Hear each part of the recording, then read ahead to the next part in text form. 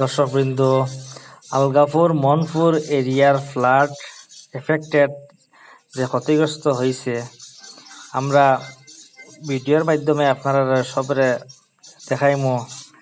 আপনারা সব আমরা ভিডিওর লগে থাকবা।